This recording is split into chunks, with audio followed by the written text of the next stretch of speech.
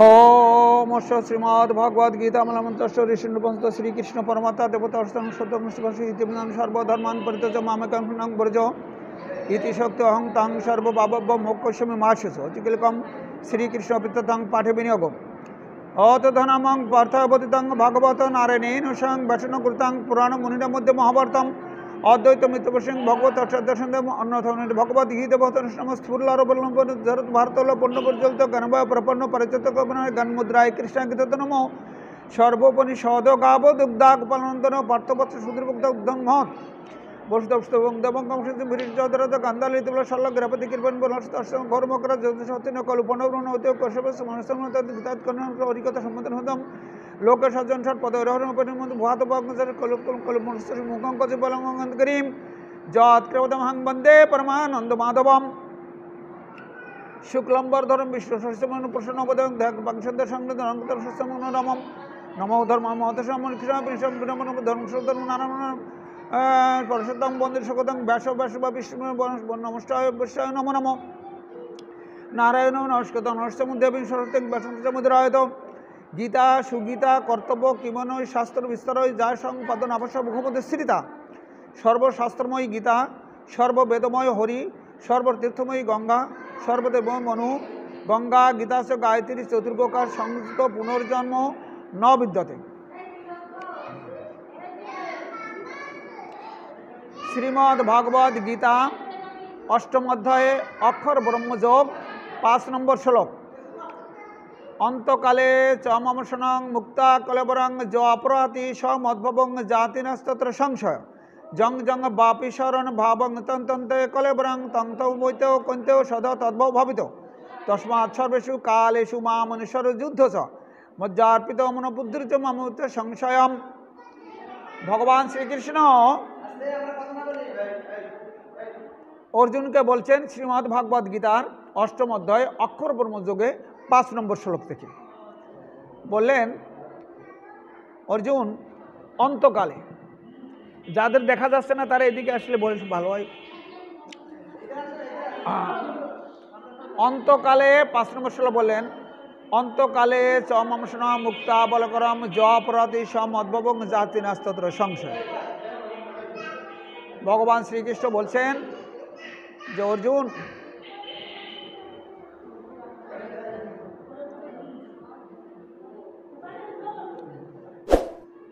उपस्थित भक्तबृंद साधुगुरु वैष्णव एवं आमार मायेरा जारा सकलेर चरणे आमी कोटि कोटि प्रणाम जानाई। आमरा एखाने এই মহতি ভাগবত সভায় সবাই এসেছি। এই পূর্বজন্মের স্বীকৃতি না থাকলে ভাগবত সভায় আসা যায় না, হরিনাম কীর্তন শ্রবণ করা যায় না, সাধুগুরু বৈষ্ণব দর্শন করা যায় না। পূর্বজন্মের স্বীকৃতির ফলে আমরা এই জন্মে এতটুকু অগ্রসর হয়েছি যে আমরা কৃষ্ণ সেবা সাধুসঙ্গ ভাগবত নাম ব্রজবাস এই পঞ্চ সাধন প্রধান এই পঞ্চ মজ্জিত যদি স্বল্প উদয় সুবুদ্ধিজনের হয় কৃষ্ণে প্রেমোদয় কৃষ্ণ সেবা সাধুসঙ্গ ভাগবত শ্রবণ মথুরাবাস শ্রীমূর্তির শ্রদ্ধা সেবন সকল সাধন মধ্যে শ্রেষ্ঠ এই পঞ্চ অঙ্গ উপজয় কৃষ্ণ প্রেম করিলেই পাশের অল্প সঙ্গ। তাহলে কৃষ্ণ সেবা সাধুসঙ্গ ভাগবত নাম কৃষ্ণ সেবা সাধুসঙ্গ ভাগবত নাম ব্রজবাস এই পঞ্চ সাধন প্রধান এই পঞ্চ মধ্যে যদি স্বল্প উদয় সুবুদ্ধিজনের হয় কৃষ্ণ প্রেমোদয়। তা আজকে এই ভাগবতীয় সভায় কৃষ্ণ সেবা গোবিন্দের সেবা শ্রীমদ্ ভাগবত শ্রবণ আর ব্রজবাস বা মথুরাবাস আমরা যেখানে এই ভগবানের নাম হয় যেখানে তুলসী বিন্দেজি থাকে যেখানে শ্রীমদ্ ভাগবত থাকে যেখানে সাধুগুরু বৈষ্ণব থাকে সেখানে একটা মথুরা একটা বৃন্দাবন হয়।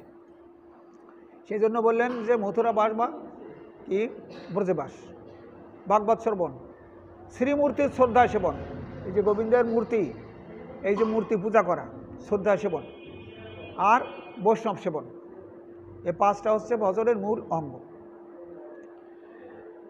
আমি বলতে গেছিলাম যে ভগবান শ্রীকৃষ্ণ শ্রীমদ্ ভাগবত গীতার অষ্টম অধ্যায় অক্ষর মনোযোগে 5 নম্বর সঙ্গ বললেন অন্তকালে চ মম শরণং মুক্তা কলেবরং য অপরাধি সমদ্ভবং জাতি নাস্তত্র সংশয় জং জং বাপি শরণ ভাবং তন্তন্ত কলেবরং তং তম বৈতেও কৈতেও সদা তদ্ভব ভাবিত।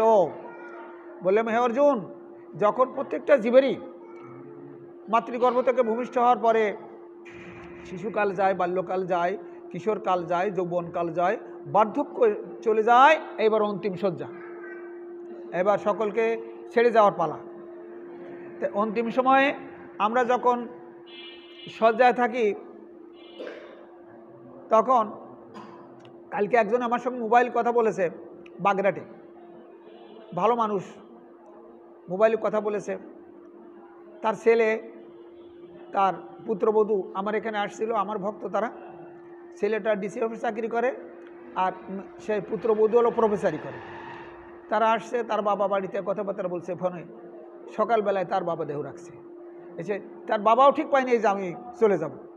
অনেকে তো বিছানায় থেকে ভোগান্তি হয়, তাই না, কত কিছু অনেকে ভোগান্তি হয়, কিন্তু সেও বুঝতে পারে না যে আমি একটু করে চলে যাব। আমাদেরও তাই, কে কখন চলে যাব তার কিন্তু ঠিক নাই, এর কোনো সময় নাই। যাও, ভগবান বললেন, দেখো অর্জুন, অন্তিমকাল যখন জীবের আসে, মৃত্যু শয্যায় সজ্জিত থাকে, এটা হলো অন্তিম মানে শেষ সময়। আমি এখন ঘুমিয়ে আছি, আমি অন্তিম সময় বিছানায় পড়ে আছি। তা আমার চোখ দিয়ে আমি যখন আগে দর্শন করতে পারতাম, সকলকে দর্শন করতাম, সব কিছু পৃথিবীর, এখন আমার চোখে সে দৃষ্টিশক্তি নাই, আমি কাউকে দর্শন করতে পারছি না। আমি হাত পা নাড়াতে পারতাম, হাত পা নাড়াতে পারছি না রে মা। আমি বিছানায় শুয়ে আছি, আমাকে ধরে উঠাতে হচ্ছে। আমি কিছু খেতেও পারছি না, জিহ্বায় কোনো স্বাদ কিছু বুঝতে পারছি না। কত আত্মীয় পরিজনের রসগোল্লা মিষ্টি নিয়ে আসছে, এখন জিহ্বায় দিলে সেটা মিষ্টি না তিতে কিছু বোঝা যাচ্ছে না। তা আমি এত কিছু করেছি, ছেলে মেয়ে লেখাপড়া শিখিয়েছি, চাকরি করে, আমার বিরাট বাড়িতে বিল্ডিং, অট্টালিকা, আমার কত কোটি টাকা ব্যাংকে ইত্যাদি সব কিছু আছে। এবার আমার অন্তিম সময়, এটাই গৌর হরিবল, এইটা হচ্ছে ফাইনাল পরীক্ষা। ভগবানের নাম যারা করবে, যারা সাধুসঙ্গ করবে, বৈষ্ণব সঙ্গ থাকবে, করবে, গুরু কৃপা যাদের লাভ আছে, চৈতন্য চৈতমিত এই জন্য বলছেন, মহৎ কৃপা ভিন্ন কোনো কার্য সিদ্ধ নয়, কৃষ্ণ ভক্তি দূরে রহুক, সংসার না হয় ক্ষয়। মহৎ মানেই শ্রী গুরুদেব, বৈষ্ণব, ঈশ্বরের কৃপালে সহিত যাহারে, সেই তো ঈশ্বর তত্ত্ব বুঝিবারে পারে। তাহলে মহৎ কৃপা ভিন্ন কোনো কার্য সিদ্ধ নয়, কৃষ্ণ ভক্তি দূরে রহুক, সংসার না হয় ক্ষয়। ভগবান শ্রীকৃষ্ণ বললেন, অর্জুন, এই যে মৃত্যুকাল যখন উপস্থিত হবে, তখন জিহ্বাগ্রে আমার নাম উচ্চারণ করতে করতে যে দেহ রাখবে, অষ্টমধ্যায় 5 নম্বর শ্লোক দেখবেন, যে আমার নাম উচ্চারণ করতে করতে যে দেহ রাখবে, সে যত বড়ই পাপিষ্ঠ হোক না কেন, তাই না, তাহলে কী হবে? অন্তকালে চমর্ষণ মুক্তা কলবরং, কলমর্ম দেহ থেকে মুক্ত হয়ে কী হবে? আমি পরমাত্মা রূপে ভগবান আমাদের দেহের মধ্যে আছে। তা আমি যখন চলে যাব, তখন এই দেহে কী হবে? এই ভগবানের এক নাম হচ্ছে কেশব। ভাগবত শ্লোক আছে, কেশব ক্লেশ হরণ, ক্লেশ মানে দুঃখ তাপ জীবের হরণ করে, যে কেশব ক্লেশ হরণ নারায়ণ জনার্দন গোবিন্দ পরমানন্দ মাং সমুদ্ধর মাধব। হে মাধব, হে কৃষ্ণ, হে গোবিন্দ, হে নারায়ণ, হে জনার্দন, এই ঘোর সংসার রূপ সাগর থেকে তোমাকে উদ্ধার করো প্রভু। ভাগবত শ্লোক। তো বললেন ভগবান যে আমার নাম উচ্চারণ করতে করতে যে দেহ রাখবে, দেহ রাখার সময় যারা ভক্ত বৈষ্ণব হরিনাম করে সবসময় নিত্য, যাদের দেহে কৃষ্ণ নাম চলে, অজপা নাম চলতে থাকে নিরন্তর, সেজন্য মহাপ্রভু কি বললেন? নিরন্তর কর কৃষ্ণ নাম সংকীর্তন, শ্রবণ কীর্তন মনন অনুশীলন অথবা অধ্যয়ন। শ্রবণ কীর্তন মনন অনুশীলন অথবা অধ্যয়ন, শাস্ত্র অধ্যয়ন। নিরন্তর কর কৃষ্ণ নাম সংকীর্তন, শ্রবণ কীর্তন মনন অনুশীলন অথবা অধ্যয়ন। এক নামা ভাসে তোমার সকল পাবে যাবে, আর নাম হইতে কৃষ্ণ চরণ পাইবে। এক নাম হইতে তোমার সকল পাবে যাবে, আর নাম হইতে কৃষ্ণ চরণ পাইবে। কৃষ্ণ নাম হইতে হবে পাবে কৃষ্ণের চরণ, কৃষ্ণ নাম হইতে হবে সংসার মোচন। কৃষ্ণ নাম হইতে হবে সংসার মোচন, আর কৃষ্ণ নাম হইতে পাবে কৃষ্ণের চরণ। তাই সংকীর্তন যজ্ঞ করে কৃষ্ণ আরাধন, সেই তো সুমেধা পাই কৃষ্ণের চরণ। কৃষ্ণ নামের বহু অর্থ তাহা নাহি জানি, শ্যামসুন্দর যশোদানন্দন এইমাত্র জানি। তাই হরে কৃষ্ণ হরিনাম তরি আরোহণে, সংসার সাগর পারে চল বৃন্দাবনে। তাহলে আমরা শ্যামসুন্দর যশোদানন্দন, যিনি ব্রজেন্দ্র নন্দন, সেই কৃষ্ণ, সেই ভগবান আমরা উপাসনা করি। তো ভগবান বলছেন যে মৃত্যুকাল যখন আসে, তখন আমার ভক্ত যারা আমার নাম সবসময় স্মরণ করে, আমাকে ভজন করে, মৃত্যুকালে আমার নাম তাদের মনে থাকে। মৃত্যুকালে আমার মানুষ মরে যায়, তখন দেহের মধ্যে প্রাণ নাই, হরে কৃষ্ণ নাম দিচ্ছে কানে, কিন্তু সে তো আর শুনতে পাচ্ছে না। যে শুনবে, যখন শুনতে হবে, সময় যখন চলে গেছে, তখন তো শোনে নাই। যখন চক্ষু কর্ণ, আমাদের একাদশ ইন্দ্রিয়, চক্ষু কর্ণ নাসিকা জিহ্বা ত্বক বাক পানি পাদ পায়ু উপস্থ, তাই না, আর মন হচ্ছে ইন্দ্রিয়গণের রাজা। তখন সচল থাকতে, দেহ সুন্দর থাকতে, যৌবন থাকতে ভগবানের উপাসনা যারা করেছে মৃত্যুকালেও অভ্যাস রয়ে গেছে, ওই অভ্যাসযোগ মৃত্যুকালেও তাদের ভগবানের নাম মনে থাকবে। কেউ কানে দিল আর না দিল, নিজেই ভগবানের নাম করতে করতে দেহ রাখবে। তো বলছেন অন্তিম সময় অর্জুন আমার নাম যদি উচ্চারণ করতে করতে দেহ রাখে, সে কী হবে? আমাকে প্রাপ্ত হবে, তাতে কোনো ভুল নাই। তারপরে নম্বর শ্লোকে বললেন জং জং বাপি স্মরণ ভাবং তন্ত্র কলেবরং তং তম বইতেও কন্তেও সদা তদ্ভাব ভাবিত। মানে যে যাহা যাহা চিন্তা করিতে করিতে এই দেহ পরিত্যাগ করবে সে তাই প্রাপ্ত হবে। তার প্রমাণ এবং তার নির্দিষ্ট উদাহরণ রয়েছে শ্রীমদ্ ভাগবতে।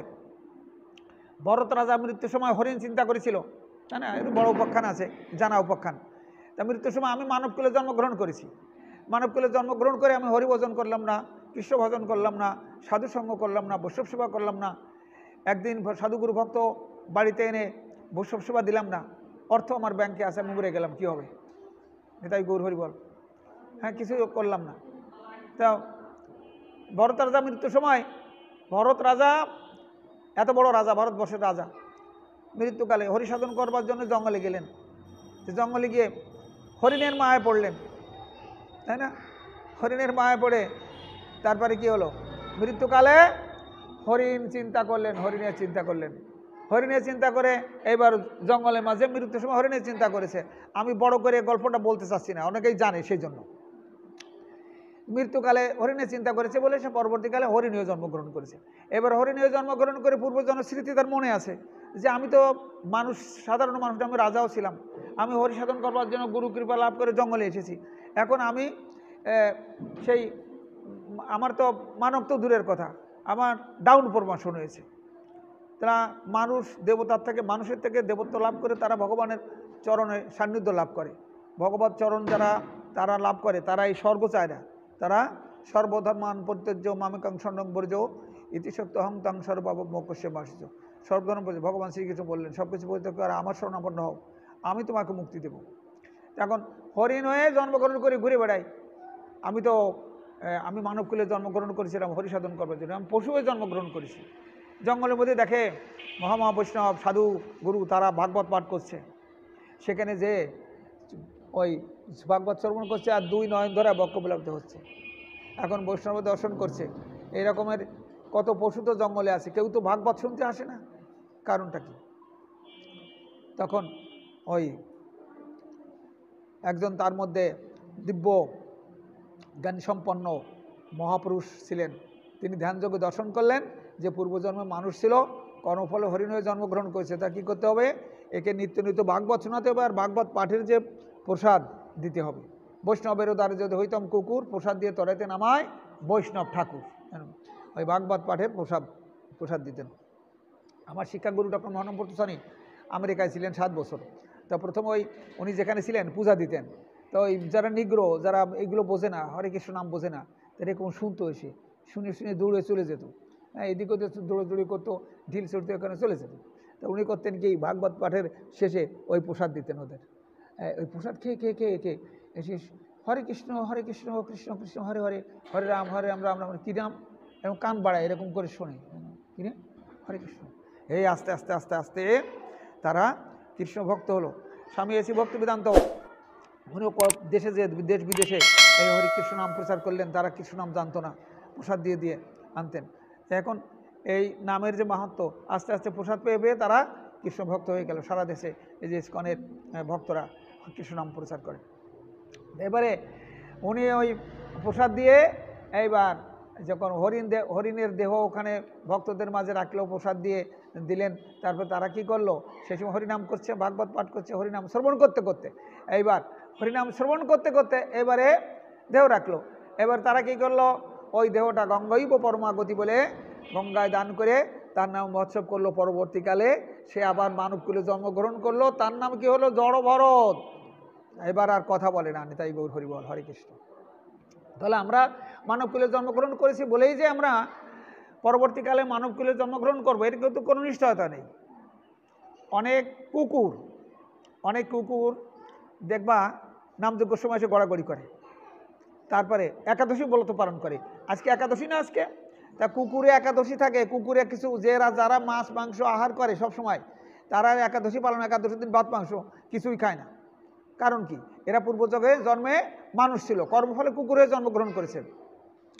আমি পাচাকড়ি গেছিলাম, পাচাকড়ি ওই পঞ্চানন ঘোষের আশ্রম আছে, পাচাকড়ি দামোদর মাঝে মাঝে আসে, পাচাকড়ি ভাগবত পাঠে গেছি। তা সেখানে 4টার সময়তে বিকেল ভাগবত পাঠ শুরু হলো, ঘন্টাখানেক পরে একটা সাদা কুকুর এসে এখন ভিতরে ঢুকেছে, ঢুকে এই বাবাজি বসে আছে, হঠাৎ করে তার গলা জড়ায় ধরছে, সামনে 2 হাত দিয়ে, মানুষ ভয় পাচ্ছে, সরে যাচ্ছে। সেখান থেকে আরেকজনের 2 পা দিয়ে ঝগড়া, মানুষ সরে যাচ্ছে ভয় পেয়ে, এই ওকে সরাও দাবড়াও। তারপরে ভক্তরা করলো কি, ওরে ধরে নিয়ে একটা বসার জায়গা দিল, সেখানে বসতে বসতে শুয়ে এরকম বসে ভাগবত শুনতেছে। তার একজনে তার গলায় একটা ফুলের মালা এনে দিল, এবার সে কিছু সময় শুয়ে বসে থেকে এরকম ভাগবত শুনতেছে। এখন আমি বললাম, আচ্ছা এই কারণটা কি? এই কুকুরটা, আরও তো কত কুকুর আছে, এইরকম করছে কেন? কারণ কি? কারণ হচ্ছে পূর্বজন্মে সে মানবকুলে ছিল, এইবারে কোনো কর্মফলে মানবকুল থেকে কুকুরের কাজ বাড়ি পাহারা দেয়, ঘেউ ঘেউ করা, এক কৃষ্ণ কথা হরি কথা বলা তো যাবে না মুখ দিয়ে, পশু পাখিরা বলতে পারে না, তাই না? কৃষ্ণ কথা হরি কথা, কুকুর, তারপরে ভেড়া, ছাগল, গরু, এরকম হরে নাম কৃষ্ণ নাম, হ্যাঁ হরে কৃষ্ণ বলতে পারে না। তো এখন ওই বললাম যে পূর্বজন্মে এ ছিল একটা মানুষ, মানবকুলে জন্মগ্রহণ করেছিল, কোন কর্মফলে এবারে কুকুর হয়েছে। এই জন্য ভাবছে এই সাধুগুরু বৈষ্ণব যারা এখানে আছে, এদের যদি স্পর্শ করি, এদের যদি চরণধুলি নিতে পারি, বা সাধুগুরু ভক্ত বৈষ্ণব যদি আমি স্পর্শ করি, পরবর্তী জন্মে আবার মানব হয়ে আমি হরিনাম করতে পারবো না। তাই গৌর হরি বল, গৌর হরি বল। এই জন্যই ভাগবতের প্রথম যে শ্লোক, আমি গীতার শ্লোক এবার বলছি, তাহলে আমরা 6 নম্বর শ্লোক বললাম, শেষ করলাম। জং জং বাপি শরণ ভাবং তন্ত্র কলেবরং তন্তম বৈতেও কন্তেও সদা তদ্ভবিত। হে কন্তেও সদা তদ্ভবিত, মানে সবসময় ঈশ্বর চিন্তায়, কৃষ্ণ চিন্তায়, ভগবত চিন্তার মতো থাকবে। বিষয় চিন্তা সবসময়, বিষয় চিন্তা করলে ভগবানের করুণা লাভ করা যায় না, সেই জন্য সবসময় নিরন্তর ভগবত চিন্তা করতে হবে, যতই দুর্দিন আসুক। মেঘচ্ছন্ন দিন নয়তো দুর্দিন, কৃষ্ণ কথা বিহানে যায় দিন, সেই তো দুর্দিন। যে কত দুর্দিন আমাদের আসবে জীবনে, সুখ দুঃখ পাশাপাশি থাকবে, কখনো সুখে কখনো দুঃখে আমাদের দিন কাটাবে। অনাদিকাল থেকে জীব থাকে কৃষ্ণ বহির্মুখ, সেই দোষে পায় সংসার যাতনার দুঃখ। কবু স্বর্গে উঠায়, কবু নরকে ডুবায়, দণ্ডজনে রাজা যেমন নদীতে চুবায়। চৈতন্য চরিতামৃত বলছে কি, অনাদিকাল থেকে জীব থাকে কৃষ্ণ বহির্মুখ, ভগবত বহির্মুখ থেকে ফলে তার কি হয়, অনাদিকাল থেকে জীব থাকে কৃষ্ণ বই, যদি সাধুগুরু বৈষ্ণব পায়, তাই না, ব্রহ্মাণ্ড ভ্রমিত কোনো ভাগ্যবান জীব গুরু কৃষ্ণ প্রসাদে পায় ভক্তিলতা বীজ। তাই গৌর হরি বল। বলতেছি এইবার, তারপরে কোনো ভাগ্যে কোনো জীবের শ্রদ্ধা যদি হয়, তবে সেই জীব সাধু সঙ্গ যে করে। তো কোনো ভাগ্যে কোনো জীবের শ্রদ্ধা যদি হয়, তবে সেই জীব সাধু সঙ্গ যে করে। সাধু সঙ্গ হইতে হয় শ্রবণ কীর্তন, শ্রবণ কীর্তন হইতে হয় সর্ব অনর্থ নিবর্তন, অনর্থ নিবৃত্তি হইতে ভক্ত নিষ্ঠা হয়, নিষ্ঠা হইতে শ্রবণদের রুচি উপজয়, রুচি হইতে ভক্তে জন্মে আসক্তি প্রচুর, আসক্তি হইতে জন্মে কৃষ্ণ প্রেমাঙ্কুর, সেই প্রেম গাঢ় হইয়া ধরে প্রেম নাম, সেই প্রেম প্রয়োজন সর্বানন্দধাম। সেজন্য ভগবান শ্রীকৃষ্ণ বললেন যে আমি ভাবের ভিখারি, ভক্তির কাঙ্গাল, দ্রব্যের কাঙ্গাল নই অর্জুন। হ্যাঁ, ভক্তিধন কোথায় থাকে? ভক্তের হৃদয়ে থাকে। সেই জন্য ভক্তের সঙ্গ করলে ভক্তি লাভ করা যায়। ভক্তি পেতে গেলে ভগবত সঙ্গ, ভক্তের সঙ্গ, ভক্তদের কাছে সাধুর হৃদয়ে কৃষ্ণের বসতি, সুখের বিশ্রাম ভূমি, এমন মধুর তাহার পরশ করিতে নারিছ তুমি। সাধুর গোবিন্দ কহে মম বৈষ্ণবসে পরাণ, বৈষ্ণবের হৃদয়ে কৃষ্ণের সতত বিশ্রাম। তাহলে আমাদের ভক্তের হৃদয়ে ভগবান সকলেরই হৃদয়ে অবস্থান করছেন। আমার আপনার সকলের হৃদয়ে ভগবান ঈশ্বর ও সর্বভূতানাং হৃদ্যেশ্বরী ব্রাহ্মণ সর্বভূতানের যন্ত্রণানি মায়া। এটা মোক্ষযজ্ঞের 61 নম্বর শ্লোক। অর্জুন, আমি সকলের হৃদয়ে ভগবান, পরমাত্মা রূপে ভগবান, জীবাত্মার পরমাত্মা। জীবাত্মার খাদ্য করা বচা আমরা যেগুলো সেবা করি, আমরা খাই, আর পরমাত্মা যিনি আছেন তার খাদ্য খোরাক হচ্ছে হরিনাম কীর্তন। তা বলছে কি যে ঈশ্বর সর্বভূতানাং হৃদ্যেশ্বরী তিষ্ঠতি ব্রাহ্মণ সর্বভূতানি যন্ত্রণানি মায়া। বললেন দেখো অর্জুন, আমি সকলের হৃদয়ে আমি অবস্থান করছি, তা আমাকে কিন্তু কেউ দর্শন দেখতে পাচ্ছে না। পুতলিকা যেমন পুতুল নাচায়, আগে পুতুল নাচ হতো আগেরকার দিনে, সামনে মঞ্চে পুতুল নাচ হতো, কেউ রাবণ শাস্ত, কেউ রাম শাস্ত, হ্যাঁ, কেউ যুদ্ধ বিগ্রহ করতো, অনেক নৃত্য হতো, কিন্তু পিছনে থেকে যে নাচায় তাকে দেখা যেত না, সূত্র ধরে আড়ালে থাকতো। ভগবান বলছেন আমি সকলকে এরকম নাচাচ্ছি কর্মফল অনুসারে, আমি প্রত্যেক জীবেরই হৃদয়ের মধ্যে আমি আসি, আমাকে কেউ দেখতে পাচ্ছে না। ধাতুরূপে সর্বদেহে বৈশে কৃষ্ণ শক্তি, তান করায় স্নেহ, তান করায় ভক্তি। এখন আমি জগতের পিতা কৃষ্ণ, জেনা ভজে বাপ পিতৃদ্রোহী পাতকী জন্মে জন্মে পায় তা। জগতের পিতা কৃষ্ণ জেনা ভজে বাপ পিতৃদ্রোহী পাতকী জন্মে জন্মে পায় তা। ধাতুরূপে সর্বদেহে বৈশ্য কৃষ্ণ শক্তি, তান করায় স্নেহ, তান করে ভক্তি। আমি কৃষ্ণ তোমার দেহের মধ্যে, কেশব কয়কারে কে, আর তালি বর্ষা সব মানে মৃতদেহ, আর কে মানে কৃষ্ণ। আমি কৃষ্ণ তোমার দেহ থেকে যখন চলে যাব তখন তোমাকে আর কেউ ভালোবাসবে না। তুমি চাকরি করতে, তুমি বড় পণ্ডিত ছিলে, অনেক বিদ্বান ছিলে, অনেক অর্থ ছিল, অনেক বিষয় ছিল, তোমাকে আর কেউ ভালোবাসবে না। তোমাকে কি করবে? হ্যাঁ, কি করবে তোমাকে?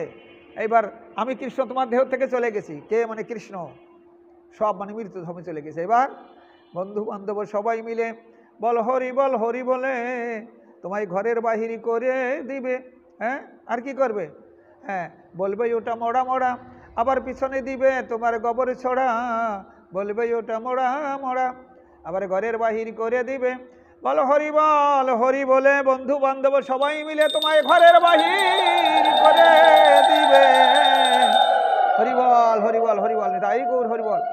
এই তো পরিণতি জীবের, দুদিনের খেলা, এই তো পরিণতি জীবের, তাই না ভগবত? এই জন্য দুর্লভ মানব জনম, এই জনম খুব সুলভ না, দুর্লভ, ভজনযোগ্য দেহ। পশু পাখি কীট পতঙ্গ এটা ভজনযোগ্য দেহ নয়। ওহে বিশ্বের কর্মকার, তোমার সৃষ্টির রহস্য বুঝবে এমন শক্তিকার, অপর অগম্য প্রভু পূর্ণম্য সবার, তোমার সৃষ্টির রহস্য বুঝবে এমন শক্তিকার। প্রভাতে নবদুর্বাদল, তারপরে পড়ে শিশির জল, সূর্যালোকে করে ঝলমল, অতি অপরূপ রূপ তার, ইয়া কেবা গড়ায় কেবা ছড়ায়, অতি বলিহারি চমৎকার। ওই বিশ্বের কর্মকার, তোমার সৃষ্টির রহস্য বুঝবে এমন শক্তিকার। জন্মে এক মাটিতে বৃক্ষলতা, নানা বনের ফুল পাতা, সেই গাছে ফল ফলে যথা বিভিন্ন প্রকার, সে ফল তিতে মিঠে কটু চুকো, অতি বলিহারি চমৎকার। ওই বিশ্বের কর্মকার, তোমার সৃষ্টির রহস্য বুঝবে এমন শক্তিকার। একই মাটিতে নিমির পাতা তিতে, আখের রস মিষ্টি, তালের রস মিষ্টি, খেজুরের রস মিষ্টি, তেঁতুল কীরকমের টক। বারবার জিহ্বায় তেঁতুল উচ্চারণ করলে, তেঁতুল বললে জিহ্বায় কিন্তু টক এসে যাবে, হ্যাঁ না? ক্রিয়া দ্রব্যের গুণ এটা। রসগোল্লা মিষ্টি, আচ্ছা রসগোল্লা তো মিষ্টি, এখন এই রসগোল্লা তো জিহ্বায় দিলে বোঝা যাবে যে ওটা মিষ্টি, আর তোমার গায়ে যদি সোয়াই দেওয়া যখন এই যে তুমি ঠিক পাবা যে রসগোল্লা মিষ্টি না তিতে, ঠিক পাওয়া যাবে না। তাহলে একই মাটিতে নিমির পাতা তিতে। আবার একটা রহস্য আছে, নিমির গাছের যে ফল পেকে গেলে ওই ফলটা কীরকম হয় জানো? নিমির ফল কিন্তু মিষ্টি রে মা, ওই ফল পাখিতে খায়, পেকে গেলে সাদা হয়ে যায় নিমির ফল, মিষ্টি, ওটা কিন্তু মিষ্টি। দেখছো কাণ্ড কি? হ্যাঁ, ওই বিশ্বের কর্মকার, তোমার সৃষ্টির রহস্য বুঝে এমন শক্তিকার। একই মাটিতে নারকেল গাছের উপরে ওই কত দূরে জল, রৌদ্রে সমস্ত জায়গায় প্রখর রৌদ্র, সব কিছু শুকাচ্ছে, কিন্তু জল তো আর শুকাচ্ছে না, মানে নারকেলের ভিতরে যে জল ডাব ওটা শুকাচ্ছে না। এই যে রহস্য, তার একই মাতৃগর্ভে 5টা সন্তান জন্মগ্রহণ করে। কেউ লেখাপড়া শিখে চাকরি করে, তা না, আর কেউ লেখাপড়া শিখতে পারে না, সে কৃষিকাজ করে, শ্রমিকের কাজ করে। আবার কেউ মহাসাধু বৃন্দাবনে চলে যেয়ে হরিনাম করছে। জন্ম এক মাটিতে বৃক্ষলতা, নানা বনের ফুল পাতা, সেই গাছে ফল ফলে যথা বিভিন্ন প্রকার, সে ফল তিতে মিঠে কটু চুকো, অতি বলিহারি চমৎকার। ওই বিশ্বের কর্মকার, তোমার সৃষ্টির রহস্য বুঝে এমন শক্তিকার। পশু পাখি কীট পতঙ্গে সাজায়ছ নানা রঙে, সুর ঢেলেছ কত ঢঙে, ওই সুরকার জাগে কারো সুরে বরণ ভীতি, আবার কারো সুর প্রীতির আধার। ওই বিশ্বের কর্মকার, তোমার সৃষ্টির রহস্য বুঝে এমন শক্তিকার। কোকিল কুকুর কবে ডাক দেয়, কি সুন্দর শোনা যায়, কাক এসে যদি খা করে এই তারা ওঠাকে কাঁদতে চলেছে। মানুষের মধ্যে কত সুর ছন্দ গান তাল মান, তাই না? কত শিল্পী জগৎ থেকে চলে গেল, ভালো ভালো শিল্পী নাম করা সব চলে গেছে। আবার কেউ সুন্দর গান করতে পারে, ভালো কণ্ঠ, সুন্দর শোনা যায়, ভালো হয়। আবার কেউ গান করতে পারে না, আর যে করতেও পারে ভালো শোনা যায় না, চেষ্টা করে। তাহলে পশু পাখি কীট পতঙ্গে সাজায়ছ নানা রঙে, সুর ঢেলেছ কত রঙে, ওই সুরকার জাগে কারো সুরে মরণ ভীতি, আবার কারো সুর প্রীতির আধার। ওই বিশ্বের কর্মকার, তোমার সৃষ্টির রহস্য বুঝবে এমন শক্তিকার। পাগল বিজয় বলে সর্বধারে আছো তুমি সর্বাকারে সর্বরূপে সর্বাকারে নিত্য নিরাকার, ইয়া জীবে কি বুঝিব প্রভু শিবের বোঝাবার। এখন ভাগবত পাঠ হচ্ছে, এখন কথা বলা যাবে না, পরে বলবা। ভগবানের করুণা, আমরা মানব কুলে জন্মগ্রহণ করেছি, ভগবানের করুণা লাভ করতে গেলে এই কৃষ্ণ ভক্তি জন্ম মূল হয় সাধুসঙ্গ, কৃষ্ণ প্রেম দিতে ইহা মুখ্য গৌণ মুখ্য অঙ্গ, চৈতন্য চৈতন্যমূর্তি বলছে। তাহলে এই মূল হচ্ছে সাধুসঙ্গ, এবং ভাগবত প্রাপ্তির প্রধান সম্পদ মূলধন হচ্ছে ভক্তি, প্রধান মূলধন হচ্ছে ভক্তি, ভাগবত বলছে। আর প্রাপ্তির মূলধন হলো সাধুসঙ্গ, আর ভগবত প্রাপ্তির মূলধন হলো ভক্তি। ভক্তিতেই মা যশোদা ভগবানকে বেঁধেছেন। মা যশোদা যে ভক্তিকে বালক গোপাল কৃষ্ণকে বাঁধলেন ভক্তি ধরে, ভক্তিতে ভগবান ভক্তের কাছে ভগবান ধরা পড়ে, ভগবান ভক্তের কাছে ছুটে আসে, সাগর নদী নালার কাছে ছুটে আসে, বন্যায় ভেসে যায়। ভক্তকে ভগবানের কাছে ছুটে যাওয়া লাগে না, ভক্ত হলে ভগবান কি করেন, ভগবান ভক্তের কাছে ছুটে চলে আসেন। তা আমরা, আমাদের দুটো হাত আছে, দুটো চক্ষু আছে, দুটো পা আছে, আমরা কথা বলতে পারি। হাত দিয়ে কী হবে, তুলসী চয়ন করতে হবে, ফুল চয়ন করতে হবে, গোবিন্দের চরণে দিতে হবে। তুলসী দলমাত্র জলস্ব চলুন করুন বিক্রি ভক্তব্য ভক্ত বৎসল। আর গীতায় রয়েছে এটা, এই শ্লোকটাই নবম অধ্যায়ে সুন্দর সুন্দর শ্লোক আছে। পত্রং পুষ্পং ফলং তয়ং জমে ভক্ত প্রচ্ছদি তদং ভক্ত প্রযত্মন।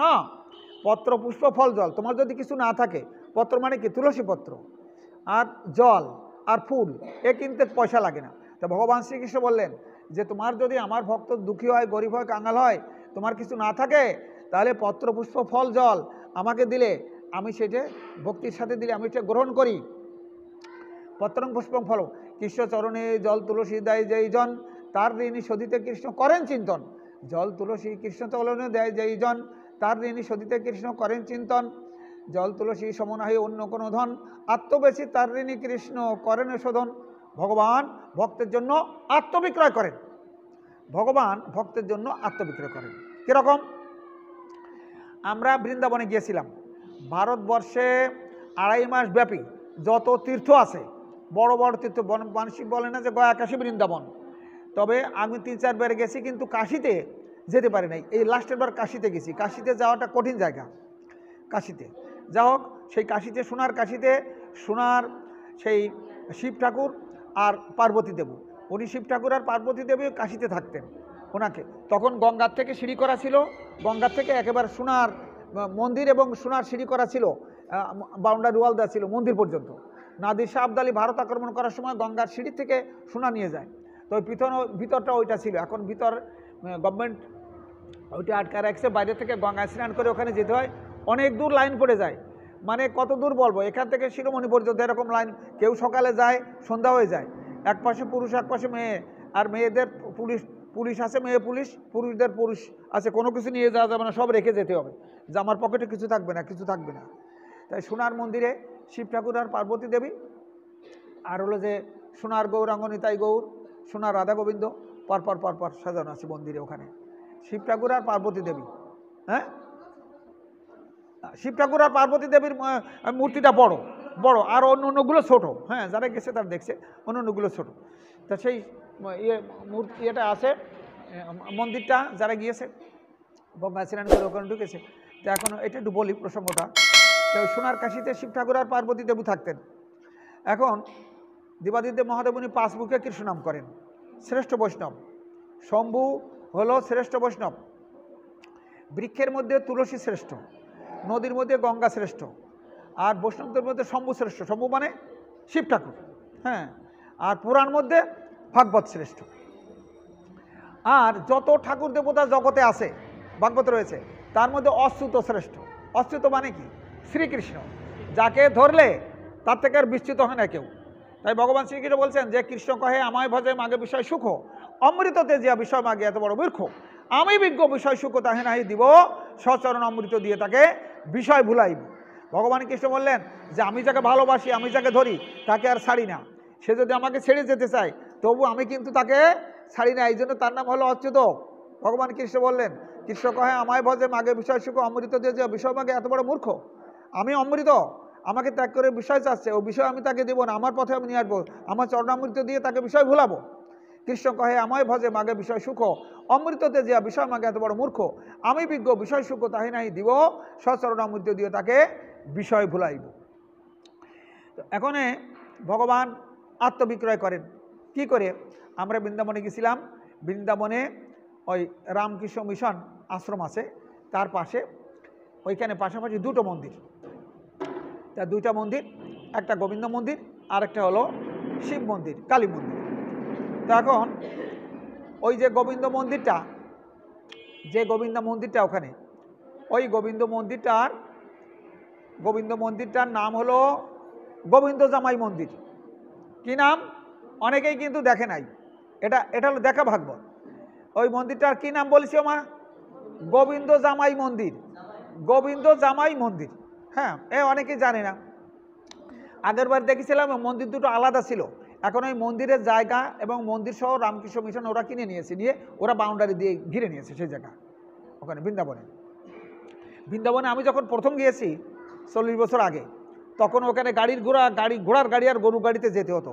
বৃন্দাবন প্রকৃতি ছিল, ময়ূর বানর অনেক ছিল, অনেক বন জঙ্গল ছিল। এখন বাস গাড়ি ঘোড়া ট্রাক সব যায়, এখন মন্দিরে ভরে গেছে সব, এখন সেই গাছপালা নাই, ওখানে টাউন হয়ে গেছে। বৃন্দাবনের দৃশ্য দেখতে গেলে রমণরতিতে যেতে হবে, আর পুরীধামে এসে যেতে হবে গুপ্ত বৃন্দাবন, এখানে গেলে দর্শন করা যাবে। বৃন্দাবনের ওখানে গেলে সব টাউন মন্দির হয়ে গেছে এখন। যাও, আমি যেটা বলতে চাচ্ছিলাম, কি প্রসঙ্গে বলেছি, যে ভগবান জল তুলসী দল মাত্র দুলস্য ভক্তবৎসল্য বিক্রেত নাম ভক্ত, মানে আত্মবিক্রয় করি। জল তুলসী সম নাহি অন্য কোনো ধন, তাই না? জল তুলসী কৃষ্ণচরণে দয় যেই জন, তার ঋণ সদিতে কৃষ্ণ করেন চিন্তন। জল তুলসী সম নাহি অন্য কোনো ধন, আত্মবেশী তার ঋণ কৃষ্ণ করেন শোধন। কীরকম? এই গোবিন্দ জামাইয়ের কথা বলছি। এই মন্দিরটা আমাদের দেশে ময়মনসিংহ জেলায় ব্রিটিশ পিরিয়ডের কথা, তখন অখণ্ড ভারত পাকিস্তান বাংলাদেশ এগুলো কিছু হয় নাই। বনমালী রায়চৌধুরী নামে একজন জমিদার ছিলেন, তার স্ত্রীর নাম ছিল প্রমীলা চৌধুরী, আর তার একটি কন্যা সন্তান ছিল সুন্দরী দেবী। এখন ওই বনমালী রায়চৌধুরী এখানে থেকে ওই তার কন্যাটা আর তার স্ত্রী ওই ঠাকুর সেবা দেয়। আর জমিদারি যারা করে বিষয় নিয়ে থাকে তারা তো সময় পায় না, আর অধিকাংশ আজকাল ঘরে ঘরে মায়েরাই ঠাকুর সেবার কাজ করে বেশি, কেন ব্রজগোপীর অংশ তো এরা সব, লক্ষ্মী দেবীর অংশ, রাধারানীর অংশ। এখন ওই স্বপ্নে বলছে কি, যে শোনো, তুমি এখান থেকে বৃন্দাবনে যে মন্দির করো, ওই বৃন্দাবনের মন্দিরে আমি সেবা পাবো। তা ওই মেয়ে স্বপ্নে দেখেছে সুন্দরী দেবী, সে সেবা দেয়। বলে বাবা, আমাদের তো বৃন্দাবনে যে মন্দির করতে হবে। তা বলছে কি, কেন? তাহলে আমি স্বপ্নে পেলাম যে ঠাকুর বলছে বৃন্দাবনে যেতে হবে। তখন জমিদারের স্ত্রী বলে যে তোকে বলছে, দেখি আমাদের বলে কিনা। হ্যাঁ, এখন ওই জমিদারের স্ত্রীকেও বলছে ও জমিদারকেও বলছে, এই শোনো, তোমরা এখান থেকে বৃন্দাবনে যে মন্দির করো, আমি বৃন্দাবনে বসে সেবা পাবো, আমার ওখান থেকে আসতে কষ্ট হয় এখানে। এবারে স্বপ্নে আদেশ পেয়ে এবার কিন্তু বনমালী রায়চৌধুরী তার স্ত্রী, যেমন লালাবাবু জগৎ সেন বৃন্দাবনে মন্দির করছে না, এরকম। এবারে আমাদের গুরুদেবের ওখানে আশ্রম আছে, ডক্টর মহানপদ্মচারীর ওই লালাবাবুর আশ্রমের পাশে জগৎবন্ধু সুন্দর আশ্রম। আর পুরীতে আছে ওখানে স্বর্গদ্বার, ওখানে দোতলা পরে ওখানে মন্দির আছে। তো যা হোক, ওখানে মন্দির করে ওই সুন্দরী দেবী জমিদারের কন্যা, ও কিন্তু সেবা দেয় ঠাকুরের। আর মা বাবা তো সময় পায় না, ও প্রত্যেক দিন সেবা দেয় ঠাকুরের। গরমকালে, যখন গরমকাল আসে তখন পাখা দিয়ে বাতাস দেয়, যখন শীতকাল আসে তখন লেপ এনে ও শোয়া রাখে, ওই ঠাকুরকে শয়ন দেয়, লেপ দিয়ে শয়ন দেয়, আবার সুন্দর করে বাতাস দেয়, শীতকালে শয়ন দেয়। এরা করতে করতে শয়ন দিতে রে মা। এখন ঠাকুর কিন্তু ওর সঙ্গে কথা বলে, পাথরের বিগ্রহ। হ্যাঁ, ঠাকুর কথা বলে, সুন্দরী দেখো, আজকে তো খুব বেশি গরম, তা তুমি অনেক সময় ধরে আমাকে বাতাস দিবা। শোনো, আজকে আমাকে ক্ষীর দিও না, আমি প্রত্যেকদিন ক্ষীর সেবা করি, আজকে আমাকে ফল দেবা। পত্রম পুষ্পম ফলং তয়ং যম ভক্ত বর্ষতি, ঠাকুর ফল খুব ভালোবাসে, ফল জল 12 মাস কাল ফল জল দিয়ে সেবা দিতে হয়। আর একাদশীর আগের দিন নিরামিষ খেতে হবে। একাদশী দিন একাদশী ব্রত পালন করে তারপর দ্বাদশী দিন ঠাকুরকে ভোগ দিতে হয়, ভোগ দিয়ে সেবা নিতে হয়। একথা আমি পরে বলি, এটা শেষ করি আগে। এখন ওই সুন্দরী দেবী এই সেবা দিতে দিতে এখন তো ভগবান সন্তুষ্টতার সঙ্গে কথা বলে, হ্যাঁ, পাথরের বিগ্রহ কৃষ্ণমূর্তি কথা বলে। তো এখন একদিন বলছে কি সুন্দরী দেবী যে প্রভু দেখো, তোমার আশ্রয় করিয়া ভজে তারে কৃষ্ণ আহিতেছে, আর সব মরে অকরণ। ঠাকুর বৈষ্ণব পদ অবনীর সুষম পদ সুনবাই হইয়া এক মন আশ্রয় করিয়া ভজে তারে কৃষ্ণ আহিতেছে, আর সব মরে অকরণ। নতম ঠাকুরের পর ঠাকুর মশাই কথা। তা আমি তোমার চরণে আশ্রয় নিয়েছি প্রভু, আমার এই জীবন যৌবন ধন যা কিছু সন সম্পদ তোমার চরণে আমি সমর্পণ করলাম। হে গোবিন্দ, আমি যেন আর কারো চরণ সেবার আমার অধিকারী না হয়, কেউ যেন আমাকে নিতে না পারে, আমি যেন আর কারো চরণে আত্মসমর্পণ না করি, তোমার চরণে আমি আত্মসমর্পণ করলাম প্রভু, সারা জীবন যেন আমি তোমার সেবা করতে পারি। তা তুমি কথা দাও। তা গোবিন্দ বললেন কি যে ঠিক আছে, আমি ভক্ত বাঞ্ছা কল্পতরু হরি, আমার কাছে যে যা বলে নয়ন জলে আমাকে ডাকে, আমি তার ঋণ পরিশোধ করি, আমি হচ্ছে ভক্ত বাঞ্ছা কল্প। ঠিক আছে, তোমাকে আর এই গৃহ সংসারে জগৎ সংসারে কারো সঙ্গে আর সংসার করতে হবে না, তুমি আমারই সঙ্গে থাকবে। নিতাই গৌর হরি বল।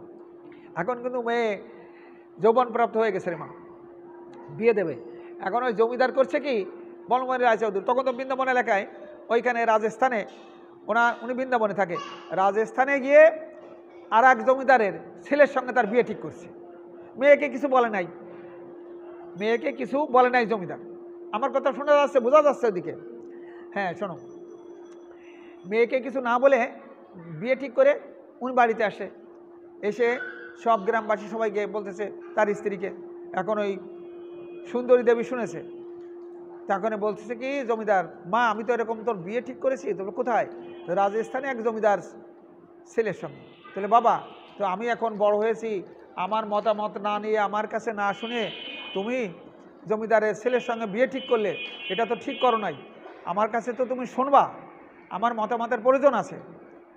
তা এখন ওর মা বলছে কি দেখ মা, তুই তো বড় হয়ে গেছিস, এখন পাত্রস্থ করার প্রয়োজন, তো তোর বাবা তো এরকম ঠিক করে ফেলছে। বাবু এখন ও রাগ করে বলছে কি ঠিক আছে, তোমাদের যা খুশি তাই করো, আমার কাছে যখন শোনো নাই তখন আমি আর কিছু বলবো না। তাই গৌর হরি বল। ভগবান হচ্ছে ভক্ত বাঞ্ছা কল্পতরু হরি। এখন ঠিক বিয়ের দিনও কিন্তু ঠিক হয়ে গেছে, দিন তারিখ ঠিক হয়ে গেছে, তাই না? আমি তো তোমার চরণে আত্মনিবেদন করেছি, তোমাকে বলেছি সব কিছু, তোমার চরণ সেবার দাসী হয়ে সব দিন তোমার চরণ আমি সেবা করব। সেই বিয়ের দিন যেদিন ঠিক হয়ে গেছে, বিয়ের দিন তো বর আসবে, বিয়ে করতে আসবে, এই তো কথা।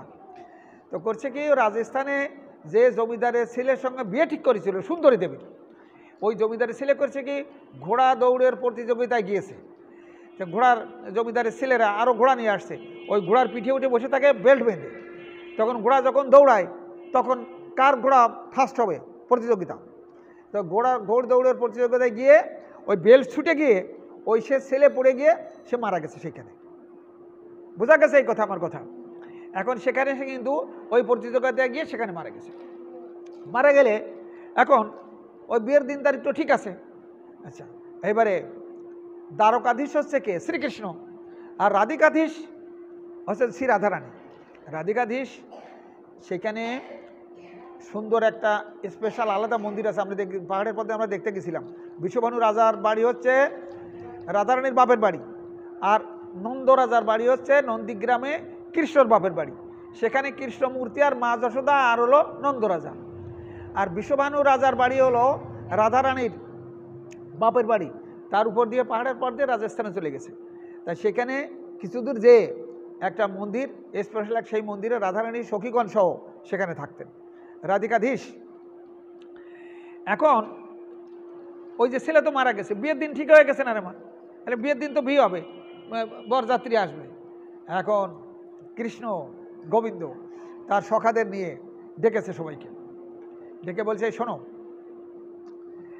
তোমাদের নিয়ে তো কত রাখালিয়া খেলা খেলি, এখন আজকে আমার ভক্তের মান রক্ষা করতে হবে। তাহলে কি করতে হবে শোনো, আমি জামাই সাজবো, হ্যাঁ, পাগড়ি মাথায় দিয়ে সুন্দর করে কাপড় পরে আমি জামাই, তোমরা কেউ পালকি নেবে, পালকিতে নিয়ে জমিদার বাড়ি যেতে হবে। সব বুঝাইছে যে এই কায়দায় যেতে হবে, সেই জমিদার বাড়ি আমরা যাব, তোমরা আমার সঙ্গে থাকবে। সব মানে বরযাত্রী হয়ে কি থাকবে? বরযাত্রী হয়ে থাকবে, তাই না? কার সঙ্গে? ভগবানের সঙ্গে। গোবিন্দের পার্শ্বদ যারা। তাহলে মায়া বলে দৈবী বিদেশা গুণময়ী মহামা দূরত্ব মহামা যে প্রবন্ধতে মহামাতে একদনুতে, ভগবান কি মায়া বলে যে কোনো সময় সব কিছু করতে পারেন। এবারে উনি করছেন কি, ওই সেই বিয়ের যেদিন দিন তারিখ সেদিন পালকিতে চড়ে পালকি নিয়ে আসছে, সব বরযাত্রীরা আসছে একেবারে ধুমধাম করে আনন্দের সঙ্গে। গেট, বিরাট গেট সাজানো বাড়ির সামনে। এই যে জমিদার, তার স্ত্রী, তার প্রতিবেশীরা সবাই ঢাকঢোল বাজিয়ে একেবারে জামাইকে বরণ করে নিয়ে আসছে। ভুলে গেছে কি যে শোনো, তোমরা বলবা কি যে আমাদের এই জামাই কিন্তু যেখানে সেখানে সবসময় সেবা করে না, বিয়ের পরে তারপরে তার যেখানে আশ্রম আছে সেখানে যাবে, তারপরে এখানে কিন্তু সেবা করে। আমি সেবা কিন্তু করবো না কোথাও। ভগবান আমি তার হাতে খাই, আমি যার তার হাতে খাই না, তাই না? আমার ভক্তগণ আমাকে সেবা দেয়, আমার ভক্তের হাতে আমি সেবা পাই, আর ভক্ত সেবা না দিলে আমি অনাহারে যাই। ভক্ত আমার পিতা মাতা, ভক্ত আমার গুরু, ভক্ততে নাম রেখেছে মোর বাঞ্ছা কল্পতরু। এখন এই ঢাক ঢোল পিঠে জামাইকে নিয়ে বসাইছে, সুন্দর করে মঞ্চ করে দিয়েছে, সুন্দর ফুলের মালা দিয়ে সাজাই। এখন সবাই আসে আর দেখে কি যে মিসমিস করে হাসতেছে, ঠোঁট দুটো লাল, হ্যাঁ, সুন্দর চক্ষু, বাঁকা চক্ষু, বসে বসে দেখতেছে। ভগবানকে দর্শন করে কত ভাগ্য, তা বলা বলি করছে সবাই, পুরুষ নারী। দেখ কতজনের জামাই দেখি, কত জামাই আমরা দেখলাম, এইরকমের জামাই তো দেখি না। তার দিকে নজর দিলে, তার চোখের দিকে তাকালে আর মুখ ফেরাতে ইচ্ছা করে না, চোখ ফেরাতে ইচ্ছা করে না। কীরকম জামাই, ভারী আকর্ষণ। দেখ ঠোঁট দুটো লাল, কী করে হাসতেছে, মিসমিস করে হাসতেছে, মেয়েরা বলা বলি করতেছে, কী সুন্দর, দেখ জামাই কী সুন্দর। হ্যাঁ, এখন সবাই দেখতেছে যে এত সুন্দর জামাই, আমরা কত জামাই দেখেছি কিন্তু এরকম জামাই তো দেখি নাই। এখন ওইদিকে সুন্দরী দেবী ঘরের মধ্যে বসে ও কাঁদতেছে একা একা, যে গোবিন্দ তোমার সঙ্গে আমার কথা ছিল, প্রতিজ্ঞা ছিল যে আমি আর কারো চরণে আত্মসমর্পণ করবো না। আজকে আমার আর এক জমিদারের সঙ্গে বিয়ে হচ্ছে, ও তো বুঝতে পারতেছে না, তাই না? সে জমিদারের ছেলে তো মারা গেছে, ও তো বুঝতে পারছে সেই আসছে। যা হোক, আমার পিতা মাতা তখন ঠিক করেছে, ঠিক আছে করুক। এবারে সুন্দর করে হোমযজ্ঞ করে, অগ্নিসাক্ষী রেখে, মালা বদল করে, সুন্দর করে বিবাহ অনুষ্ঠান শেষ হয়েছে। এখন কিন্তু সুন্দরী কন্যাও দেখলো যে জামাই দেখলো, কিন্তু তার তো মনে একটা অশান্তি যে আমি যাকে পাবো, আমি যার চরণে আত্মসমর্পণ করেছি, তাই না মা? এরকম মেয়েদের সময় হয় কিন্তু, যে আমি যাকে চাই তাকে না পেলে জোর করে বিয়ে দিলে কিন্তু মনে অশান্তি লাগে, তাই না?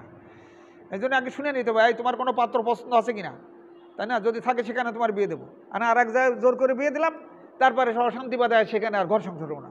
এরা এখন বয়স্ক হয়ে গেছে, এখন আর মোবাইলের যুগ, হ্যালো করে সবাই, তাই না?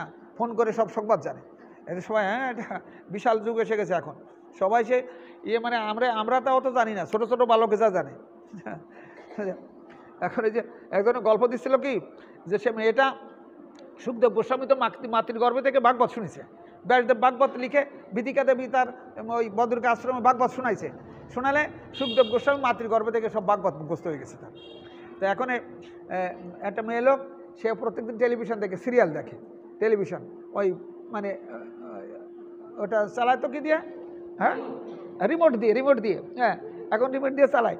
এখন তার একটা বাচ্চা হয়েছে, প্রসব করেছে, বাচ্চা প্রসব হয়ে সে বাচ্চা নিয়ে রিমোট করতেছে, কই রিমোট কই, শোনো এখন শোনো, এই জন্য এখন জীব মানে জগৎ পরিবর্তন হয়ে গেছে।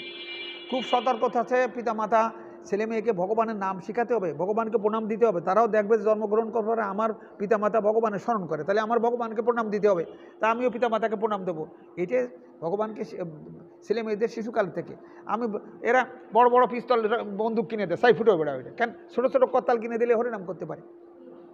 যাও এখন শোনো, এইবার কিন্তু বিয়ে হয়ে গেছে, এইবার শোনো গোবিন্দ জামাই বিয়ে হয়ে গেছে, এবার কিন্তু রাত্রি প্রভাত মানে প্রভাত হয়ে গেছে, এবার কিন্তু চলে যাওয়ার পালা। এখন অনেক প্রসাদ নিয়ে আসছে, লোকজনকে খাওয়াবে, সেবা করাবে। এখন সেইগুলো আসলে পরে এবারে ওরা বলছে কিনা, শোনো আমাদের জামাই তো কিছু সেবা করে না, আমাদের জামাই পরে এসে সেবা করবে। হ্যাঁ এখন এই পালকিতে মেয়েকে ডাকডোল পিটায় বাজায়, মেয়েকে উঠায় দিয়েছে পালকিতে, জামাই বসে আছে পালকিতে নিয়ে যাচ্ছে। এবার কিন্তু পালকির বিয়ারার যারা পালকি বহন করতেছে, এগুলো কারা? এই লোক কৃষ্ণের সহচর, সবাই ভগবানের, গোবিন্দের। পালকির মধ্যে যাচ্ছে, তা সুন্দরী দেবী করছে কি, সুন্দরী দেবী কিন্তু আর একদিকে মুখ ফিরিয়ে বসে আছে, বোঝা যাচ্ছে মা? বর আর বধূ তো একসঙ্গে বসে আছে, তাই না? সুন্দরী দেবী তো ও আমি যারা চাইছি তারা তো আর পাইনি, কাজে আমি আর একদিকে মুখ ফিরে বসে রয়েছি। এখন ও এখন কৃষ্ণ তো ওই যে জামাই সেজে পাগড়িটাকে মধ্যে বসে হয়েছে, তো এখন কৃষ্ণ ভাবতেছে যে ও তো আমার চিনতে পারিনি, যাচ্ছে। এই জায়গার নাম হলো রাধিকাধীশ, সেখানে বড় মন্দির, সুন্দর বাউন্ডারি দিয়ে ঘিরা, 2টা গেট, ভিতরে একটা গেট, বাইরে একটা গেট। মন্দিরের কাছে যেয়ে পারে নাই। এখানে বলছে কি সুন্দরী দেবী, হ্যাঁ জামাই কিন্তু ডাকতেছে এবার, সুন্দরী দেবী তুমি আমাদিকে ফেরো, আমাদিকে তাকাও, দেখো আমি কে। তা ফিরতেছে না, এবার হাত ধরে বসে, সুন্দরী তুমি আমাদিকে তাকাও, এবার হাত ধরে বসি তাকাইছে, এবার পাগড়ি খুলে ফেলেছে, পাগড়ি খুলে ফেলে, ও কে তুমি? কি আমার গোবিন্দ? তুমি আমার গোবিন্দ? তুমি কি আমার গোবিন্দ প্রভু? তুমি আমার গোবিন্দ? তুমি ভক্তবাঞ্ছা কল্পতরু হরি? হায় হায়, তুমি যে বলেছিলে যে প্রতীকে রক্ষা করেছো, তুমি আমার গোবিন্দ? তুমি কি আমার গোবিন্দ? জয় জয় নিতাই গৌর চৈতন্য প্রেমানন্দে গৌর হরি বল, হরি বল, হরে কৃষ্ণ। বলে আমার ভক্ত আমার নাম রেখেছে বাঞ্ছা কল্পতরু, আমার ভক্তর বোঝা আমি মাথায় করে বহন করি, আমার ভক্ত আমার কাছে যা চায়, না চাইতো আমি তা কিছু দান করি। শোনো আমি বলি, এখন তোমাকে যে বিবাহ করবে, তোমার বাবা যার সঙ্গে বিবাহ ঠিক করেছিল, ওই দিন ঘোড়দৌড়ের প্রতিযোগিতায় গিয়ে সে প্রাণ ত্যাগ করেছে, সেদিন মারা গেছে। আমি তাই এই জামাই সেজে তোমাকে এই কায়দায় করে আমি নিয়ে আসছি, এই রাধিকাধীশের মন্দিরে তুমি এখানে থাকবা, তোমার প্রতিজ্ঞা আমি রক্ষা করেছি। শোনো, কাউকে বলার প্রয়োজন নাই, এখানে বহু ভক্তরা আসবে, আগামী দিন থেকে তুমি ভিতরে গেট আটকা রাখবা, বাইরের গেট খোলা রাখবা, পূজা করার পরে তুমি প্রসাদ দেবা, আর গভীর নিশীতে রাত 12টার পরে তোমার সঙ্গে আমার দেখা হবে, সব ভক্তরা এখানে আসবে আর এইখানে থাকবে। তো বলছে প্রভু তোরা আমার পিতামাতা,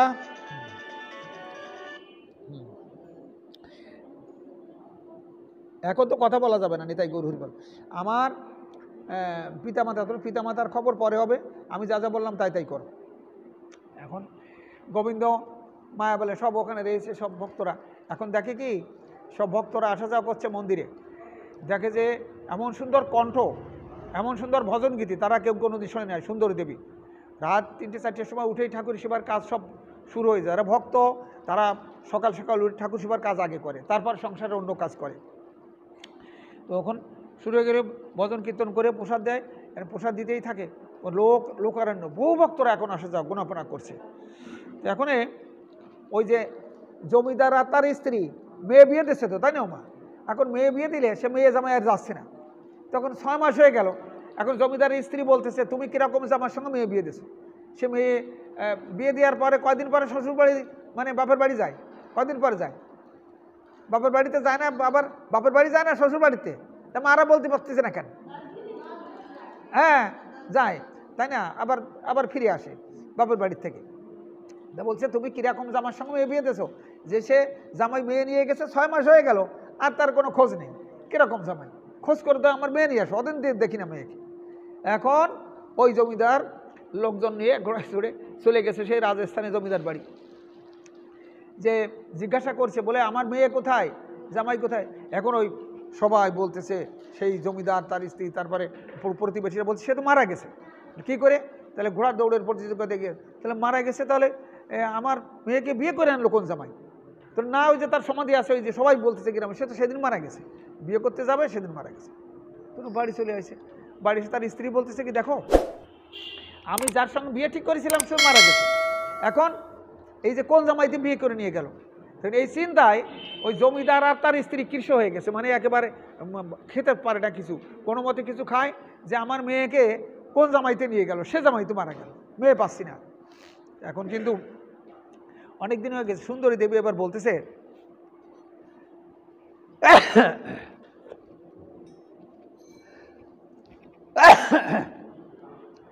বলতেছে কি প্রভু গভীর নিশীথে এখন আমার পিতামাতা আমাকে অনেকদিন দেখে না, কি অবস্থায় আছে, তা আমার পিতামাতা তো জানে না যে আমি এই অবস্থায়, তা তুমি কৃপা করে আমার পিতামাতাকে একটু আমাদের দেখতে পারে, আমার পিতামাতাকে একটু তুমি জানাও, তুমি যে কোনো উপায়। দাঁড়াও সুন্দরী দেবী। এখন পরের দিন ভগবান শ্রীকৃষ্ণ উনি একটা ঝোলা আছে কাঁধে নিয়ে, একবার বৈষ্ণব বেশ তিলক মালা টালা পরা আছে, হরে কৃষ্ণ বলতে বলতে ওই জমিদার বাড়ি চলে গেছে। দেখা যাক বৈষ্ণব তাড়াতাড়ি এসে চন্দ্র বসে চৌকুর পরে কিছু ফল টলে দিয়েছে, যে প্রভু দেখেন আপনি কোথা থেকে আসছেন, আমাদের খুব অশান্তি, আমাদের মনে কোনো শান্তি নেই, আমরা খুব দুঃখ কষ্টের ভিতরে আছি। বলে কেন? দেখেন আমাদের একটা মাত্র কন্যা ছিল, আমরা বিয়ে দিছি, কোন জামাই যে নিয়ে গেছে, সে জামাইয়ের খোঁজ করে আর পারলাম না, এখন আমাদের সেই মেয়েটা যে কোথায় আছে। তবে শোনো, আমি কিন্তু গণক ঠাকুর আছি, হ্যাঁ কৃষ্ণ বলতেছে, আমি গুনে পড়ে সব বলে দিতে পারি, তাই না? আমি গণক ঠাকুর আছি, হ্যাঁ কৃষ্ণের মতো সুচতুর আর কেউ নেই, তাই না? আছে নাকি?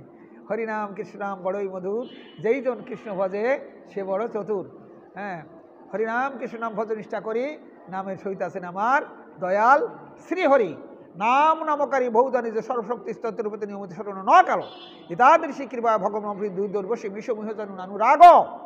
মহাপ্রভু 8টা শ্লোক চৈতন্য চরিত রেখে গেছেন নিজের মুখের, তাই 2 নম্বর শ্লোক আছে এইটা, নাম নামকারী, নামের সাথে ভগবান সমস্ত শক্তি নিহিত করে দিয়েছেন। সেই জন্য হরিদাস ঠাকুর খালি 3 লক্ষ নামই জপ করেছেন। নামের মধ্যে হরেকৃষ্ণ নামের মধ্যে সব রয়েছে, বীজের মধ্যে বৃক্ষ আছে, তাহা যেমন যায় না দেখা। এই 16 নাম 32 অক্ষরের মধ্যে যুগল রূপের ছবি তেমনি রয়েছে আঁকা।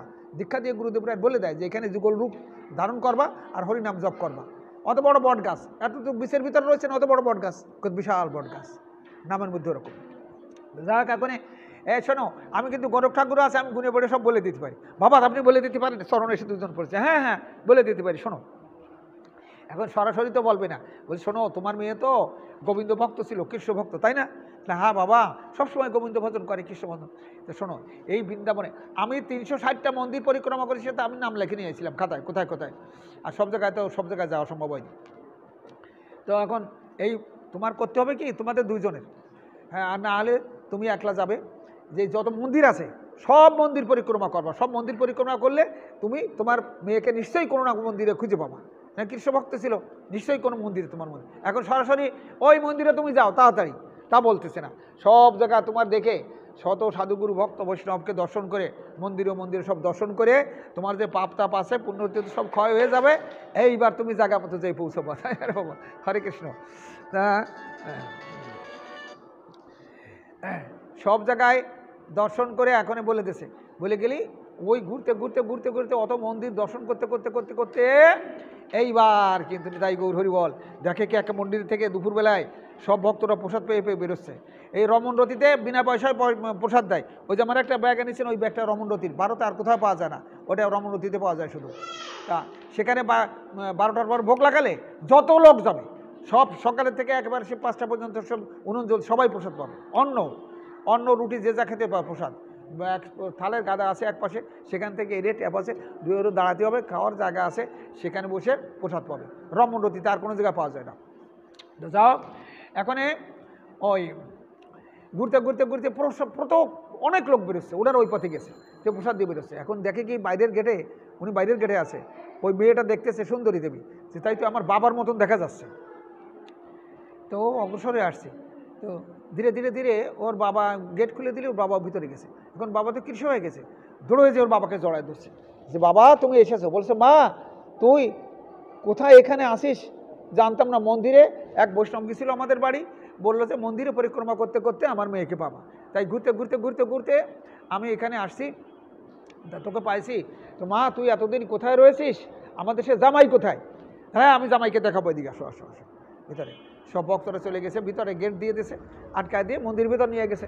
মন্দির ভিতর নিয়ে যেয়ে এবার দেখাচ্ছে, বাবা এই দেখো আমার তিলক আছে, দর্শন করছে। বলে হ্যাঁ।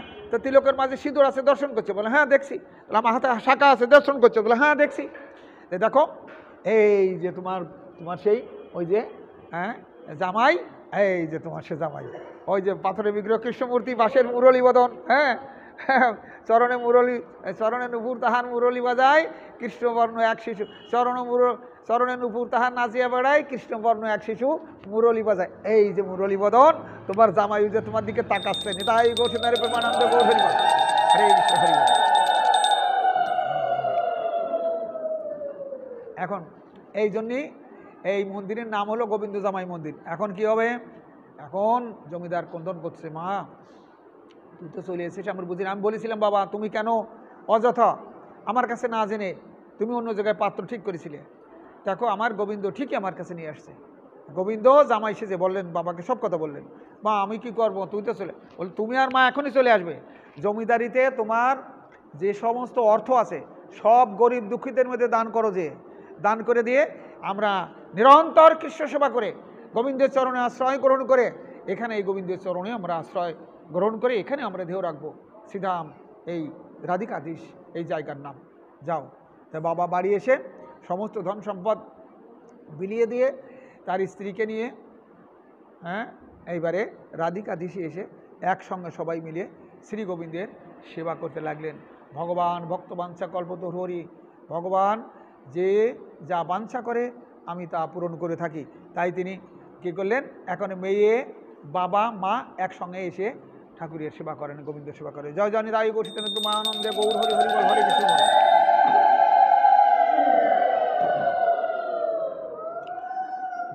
আজকে একাদশীর দিন, এই একাদশীর দিনে আমাদের একাদশী, তো একাদশীর দিনে জগন্নাথ মিশ্র, জগন্নাথ মিশ্র কার নাম? মহাপ্রভুর বাবার নাম। আর জগন্নাথ মিশ্রের বাবার নাম হচ্ছে উপেন মিশ্র, উপেন মিশ্রের বাবার নাম হচ্ছে মধুকর মিশ্র। এখন এই জগন্নাথ মিশ্রের ছেলে হচ্ছে গৌর সুন্দর নিমাই। ফাল্গুন পূর্ণিমা তিথি 1407 গঙ্গায় নবদ্বীপে গঙ্গার পাড়ে যেখানে তিনি অবতীর্ণ হয়েছিলেন, তাই না? সেদিন চন্দ্রগ্রহণ ছিল, রাহু চন্দ্র গ্রাস করেছিল, হাজার হাজার খোর করতল যোগে ভগবানের নাম করছিল ভক্তগণ। এখন এই একাদশী দিন ওই জগন্নাথ মিশ্র সব ভক্তদের নিয়ে একাদশী ব্রত পালন করে দ্বাদশীর দিন কী করে, ভক্তদের সেবা দেয়। আচ্ছা, মাদের একটা কথা বলি, এখানে যারা কৃষ্ণমুখী এবং দীক্ষা শিক্ষা নিয়েছে তারাই ভগবত কথা শুনতে আসে। তো আচ্ছা, দ্বাদশীর দিন মায়েরা এখানে যারা তোমরা উপস্থিত আছো, দ্বাদশীর দিন কি তোমরা অন্নরান্দা ঠাকুরকে দাও, অন্ন সেবা দাও না সিঁড়ে দাও? কি দাও? সিঁড়ে দাও, তাই না? হ্যাঁ, এই জন্য আমি জিজ্ঞাসা করতেছি। হ্যাঁ শোনো, আমার শিক্ষা গুরুদেব ডক্টর মহানম্বরত বড়ুচারী, নাম শুনেছো তোমরা কেউ? তার ভাগবত, দশম স্কন্ধ ভাগবত, তারপরে এই উদ্ধব সন্দেশ, চণ্ডীচিন্তা, উদ্ধব সন্দেশ, গৌর কথা, রায় ঋণ, গোপীমন্ত্র মাধুরী, কৃষ্ণ কথার খনি। তা আমরা যেখান থেকে আমাদের গুরুদেবের কাছ থেকে, আমারও অনেক ভক্ত হয়ে গেছে এখন, তোমরা যদি ভগবানকে কোনোদিন রান্না করে দিতে না খাওয়াতে পারো, এইসব আত্মীয় স্বজনরা তোমরা খাওয়াও, অনেক কষ্ট করে আগুনের কাছে পুড়ে, লবণে যদি একটু পুড়ে যায়, আরে কী রান্না করেছে, লবণ পরিষ্কার হয়ে গেছে, লবণে কম হলে আরে কী রান্না করেছে, ভালো হয় নাই। আমরা কিন্তু কি করি শোনো, আমার ভক্তরা তারা সবাই করে, আমাদের গুরুদেবের যে নির্দেশ, আমরা যারা দীক্ষা শিক্ষা নিয়েছে এক সেট নিরামিষের হাঁড়ি কড়াই, আজকে একাদশীর দিন এই কথা বলতেছি, এক সেট নিরামিষের হাঁড়ি কড়াই ঘরে রাখতে হবে। যারা দীক্ষা শিক্ষা নিয়েছে তাদের কথা বলতেছি, যারা নেয় নাই, ভগবানের নাম করে নেই, তাদের তো বলে কোনো লাভ নাই। তো এক সেট নিরামিষের হাঁড়ি কড়াই তুমি যদি বাড়ি না রাখো, সাধুগুরু ভক্ত বৈষ্ণব গেলে তুমি সেবা দিতে পারবে না। জীবে দয়া নামরুচি বৈষ্ণব সেবন, মহাপুরু বারবার বলছেন বৈষ্ণবদের সেবা দিতে হবে। তোমার টাকা পয়সা ঘরে কত আছে? 365 দিনের ভিতরে 1 বছর, তাই 1 বছর যদি তুমি সাধুগুরু ভক্তদের বাড়িতে এনে হরিনাম ধ্বনি না তুলতে পারো, বৈষ্ণব সেবা না দিতে পারো, তা তুমি টাকা পয়সা কী হবে, মরে গেলে তোমার।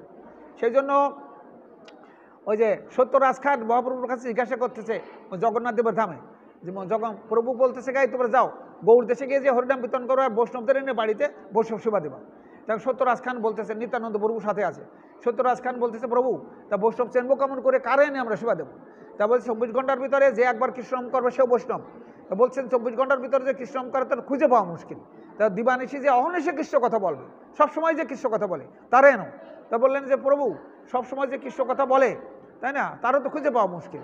এবারে শেষে কি বললেন, এইবার মহাপ্রভু বৈষ্ণবদের চিনালেন, এবার বলছেন যাহাকে দেখিলে মুখে আইসে কৃষ্ণ নাম, জানিও সেই জন নিশ্চয় বৈষ্ণব প্রধান।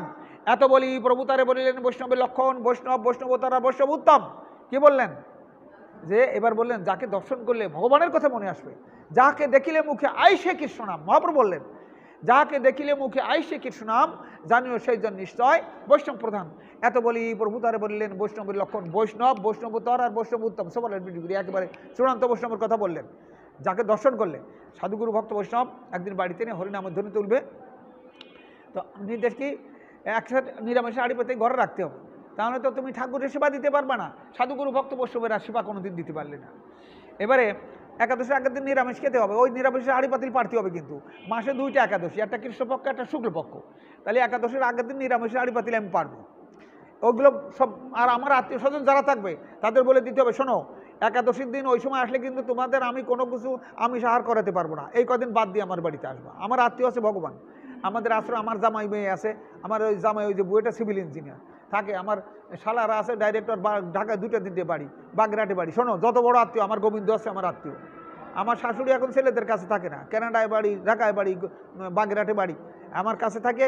এই 16 সাল থেকে প্রসাদ বজিয়ে সে তাদের দেখতে যায় না, বলে আমার দেখতে এখানে আসো। এখন ওই নিরামিষ হাঁড়ি পাতিল এক সেট থাকলো, আগের দিন নিরামিষ, পরের দিন তুমি যা দেবা সবজি দিতে পারো ঠাকুরকে, কাউনের চাল পাওয়া যায়, তারপর দুধ কলা ফল সব সবজি ঠাকুরের সেবা দিয়ে নিলে একাদশীর দিন। একেবারে না খেয়ে থাকতে তো বলে নাই, কত ফলমূল আছে, ফলমূলের অভাব। এবারে দ্বাদশীর দিন করতে হবে, কালকে 10টার ভিতরে পারণ। এবার মায়েরা যারা ভক্ত তাড়াতাড়ি উঠে ওই উনুনও আলাদা থাকবে, সেই উনুনে রান্না করতে হবে নিরামিষ হাঁড়ি পাতিল দিয়ে, সেই উনুনে রান্না করতে হবে। রান্না করে ওই অন্ন ওইটুকুর ভিতর যে সময় আছে, ভোর খুব ভোরে উঠতে হবে, 3-4টের সময় উঠে পরিষ্কার পরিচ্ছন্ন স্নান করে এসে রান্না করে উনুনে, এবারে অন্ন শাক সবজি তরকারি দুধ তুমি যেটুক পারো ওটুক। আর যদি মোটে না পারো ফেনা পাত্র আনতে আলু পাতা দিলেও দিতে হবে, অন্নই শ্রেষ্ঠ সেবা। ঠাকুরকে দিবে, দিয়ে নিবেদন করে, ভোগ নিবেদন করে, এরকম একটা থালা এরকম একটা গ্লাস থাকবে, ওরকম ভোগ নিবেদন করে সময় থাকলে গীতা পাঠ, সময় থাকলে হাত তাল দিয়ে নাম করে দরজা আটকা দিয়ে বাইরে আসতে হবে, ভগবানের নাম করে এবার টাইম মতো দরজা খুলে এবার ওই প্রসাদ সবাই নিতে হবে। এই দ্বাদশী দিন অন্ন প্রসাদ, এইটা হলো শ্রেষ্ঠ। এখন কষ্ট করতে হবে, তুমি আমরা যদি কোনো কষ্ট কিছু না করি, ভগবানের জন্য কিছু না করি, ভগবান আমাদের জন্য কী করে, কতই কিছু করে রাখিছে রে মা। দেওয়ার জন্যে ভগবান ভক্তকে অস্থির হয়ে যায়, যে আমি কিছু না দিতে পারলে আমি অস্থির হয়ে যাই ভগবানকে। আমি যেটা পালন করি, আমরা যেটা করি সেটা বলে গেলাম। এখন তোমাদের মনে যদি ধরে তোমরা করবা, আর নাহলে সারা জীবন মানসিক রান্না করে খাওয়ালে, সকাল সকাল পাড়ি দিলে একেবারে সিঁড়ে দিলে হয়ে গেল অমনি। হ্যাঁ, সহজ পথ, তাই না? হ্যাঁ, একজনে পশন নদীর ওই পারে যাবে, তা রাত্রি বৃষ্টি হচ্ছে, তা মারে বলছে আমার তো ওই পারে যাওয়ার কাজ, আমি মঙ্গলায় যাই অনুষ্ঠান করতে, আমরা ওই পশন নদীর ওই পারে একটু যাবো। তখন আরে বাবা এখন জল তো হচ্ছে, জল হচ্ছে, তুই যাবি কেমন করে? না আমার জরুরি দরকার, এখানে মাঝিরা আছে, আমি যাবো ওই পারে। তা ওই পারে তো যাবি, তা কাজ করিস, তাহলে কুলতে কুলতে পাড়ি দিস, ওই পারে যাও যে কুলতে, মাঝখানে যাস না, যাবি ওই পারে কিন্তু কুলতে কুলতে পাড়ি দিয়ে যাস। আমরা সবাই তাহলে কুলতে কুলতে পারি, মা ভগবানের জন্য একটু কষ্টও করতে হয়। যারা করে, যারা কষ্টের মধ্যেও তারা ভগবানকে লাভ করে, তাই গৌর হরি বল। তাই করে আমি এখন শেষ পর্যায়ে রেখে একাদশী কথা বলতেছিলাম। জগন্নাথ মিশ্র একাদশী ব্রত পালন করে, দ্বাদশী দিন সবাই সেবা করে। এবারে নিমাই কিন্তু ছোট শিশু বালক, কোলে জগন্নাথ মাথায় এরকম কোলে করে নিয়ে থাকে, ও নিমাই ক্রন্দন করে, করে ক্রন্দন করে। এই বাড়িতে এসে বলে যে, বাড়িতে এসে শোনো আমি ভাগবত পাঠ করছি, এখন কথা বলা যাবে না। বাড়িতে এসে এখন যারা হরিবল হরিবল হরে কৃষ্ণ নিমাইয়ের কাঁদে না। এবারে নিমাই কিন্তু আজকে বহু ভক্তরা ক্রন্দন করছে, আর কান্না থামে না। তখন জগন্নাথ মিশ্র নিমাইয়ের মাথাটা এই বুকের পরে নিয়ে বলতেছে, বাবা প্রত্যেক দিন যখন ভক্তরা এসে হরিনাম করে, কীর্তন করে, তখন তুমি আর কান্নাকাটে করো না, আজকে কেন কাঁদছো? তোমার কান্না থামে না কেন? তাহলে বাবা আমাদের পূর্ব পাড়ায় জগদীশ পণ্ডিত, মহেশ পণ্ডিত, হ্যাঁ, হিরণ্য পণ্ডিত, এরা 3 ভাই। তাই হিরণ্য ভাগবত আর জগদীশ পণ্ডিত ভাগবত পাঠ করে বেড়ায়, আর একাদশীর দিন বাড়ি ফিরে আসে। তো একাদশীর ব্রত পালন করে আজকে দ্বাদশীর দিন যে প্রসাদ দেবে কীর্তন করে, ওই প্রসাদ ওখানে যে পেতে হবে। তাই 6 বছরের বালক নিমাই এই কথা বলছে জগন্নাথ মিশ্রকে। জগন্নাথ মিশ্র ভাবতেছে জগদীশ পণ্ডিত আর হিরণ্য ভাগবত পাঠ করে বেড়ায়, সত্যি ওরা ভক্ত, তা আজকে দ্বাদশীর দিন প্রসাদ দেবে, আমার নিমাই জানলো কেমন করে। শোনো বাবা, তুমি যদি যাও ভক্তদের নিয়ে ওইখানে প্রসাদ পেতে হবে, তাহলে আমার কান্না থামবে, আনাতে কিন্তু কান্না থামবে না, তাই না? এইবারে কিন্তু জগন্নাথ মিশ্রের সব যত ভক্তরা এসেছে সবাইকে বলছে যে আজকে আমাদের হিরণ্য ভাগবত আর জগদীশ পণ্ডিতের বাড়িতে যেতে হবে। তো পূর্বপাড়ায় বাড়ি, হিরণ্য ভাগবত আর জগদীশ পণ্ডিতের বাড়ি পূর্বপাড়ায়। নিমাইকে কোলে নিয়ে সকল ভক্তবৃন্দ যারা ছিল পিছনে, সকল ভক্তবৃন্দকে নিয়ে খোল করতাল নিয়ে কৃষ্ণনাম করতে করতে, হরিনাম করতে করতে সবাই চলেছে। মন্দিরের কাছে যখন গিয়েছে, তখন হিরণ্য ভাগবত আর জগদীশ পণ্ডিত দেখে থেকে জগন্নাথ মিশ্র, সর্বনাশ, নবদ্বীপের শ্রেষ্ঠ বৈষ্ণব জগন্নাথ মিশ্র নিমাইয়ের বাবা আসছে। তাড়াতাড়ি এসে ভক্তদের কাজ কি দেখো, তাড়াতাড়ি এসে চরণ ধোয়ে নিয়ে যে বসালেন। বসায় বলছে, প্রভু আমাদের কি ভাগ্য, অপ্রত্যাশিতভাবে যদি কেউ দ্বাদশীর দিন আসে, দ্বাদশীর দিন কিন্তু তুলসী তোলা নিষেধ, অমাবস্যা পূর্ণিমায় তোলা যাবে, বৈষ্ণবের গ্রন্থে লেখা আছে, কিন্তু দ্বাদশীর দিন একেবারে তুলসী চয়ন করা নিষেধ। তো আপনি আসছেন আমাদের পরম ভাগ্য প্রভু, এই ভক্তদের নিয়ে এখন আমরা প্রসাদ পাবো সবাইকে নিয়ে, এই ভক্তদের নিয়ে। তা আপনি যে কৃপা করে আসলেন, কোনোদিন তো আসেন না। তো বলে দেখো আমার এই নিমাই বলেছে আজকে জগদীশ পণ্ডিত আর হিরণ্য ভাগবত, তার টাইটেলই হয়ে গেছে হিরণ্য ভাগবত, ভাগবত পাঠ করে। দুই ভাই বিয়ে করে নাই, দুই ভাই ওই একাদশী দিন যেখানে থাকে একাদশী দিন বাড়ি ফিরে আসে। তা আজকে আমরা এই তোমার এখানে প্রসাদ পাবো। যখন বললেন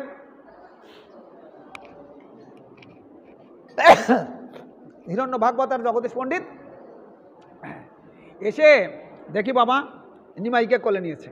নিমাইকে কোলে নিয়ে সঙ্গে সঙ্গে নেই অচৈতন্য হয়ে গেছে। এখন বৃন্দাবন দর্শন করছে, অষ্টসাধিক বিকার তো এই ভক্তদের হয়।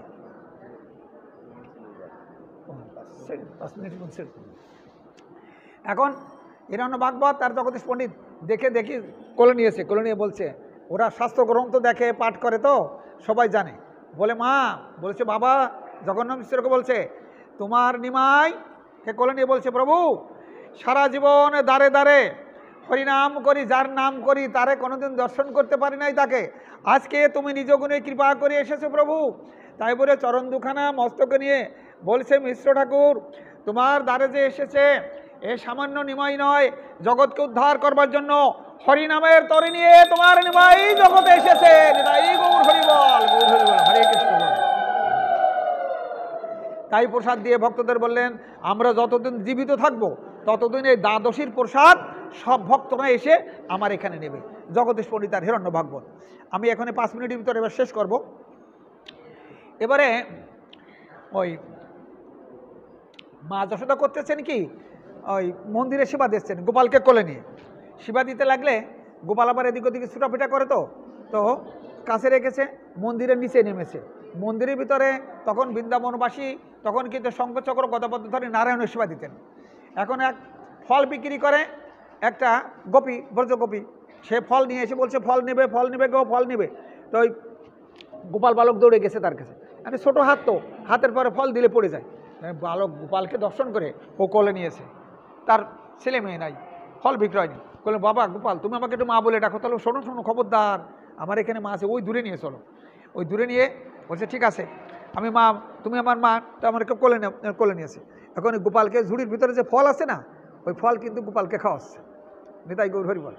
এখন গোপাল ফল খেতে খেতে, ছোট বালক গোপাল গিরি গোবর্ধনে পূজা দিয়েছিল, সব প্রসাদ খেয়ে ফেলেছিল গোপাল। মহাপ্রভুকে প্রসাদ নিয়ে দিয়েছিল, হ্যাঁ গোবিন্দ ঝালির ভিতরে রাখে, সব প্রসাদ খেয়ে ফেলেছিল। ভগবান কত সেবা করতে পারে ভক্তরা জানে না। একটু এতটুকু থালার পরে একটু চিনি দিয়ে ধুয়ে দেয়। আরে ভগবানের সেবা, পিঁপড়ে খায় সারাদিন। এখন ওই ফল খেয়ে ফেলছে, ঝুড়ির ফল। এখন ওই ফল বিক্রয় নিয়ে মা যশোদার কাছে আসছে। মা যশোদার কাছে আসলে বলছে যশোদা দিদি শোন, আমার এই ঝুড়ির ভিতরে যে ফল আনিছিলাম আমি, আঙুর আপেল বেদানা, তোর গোপাল খেয়ে ফেলছে।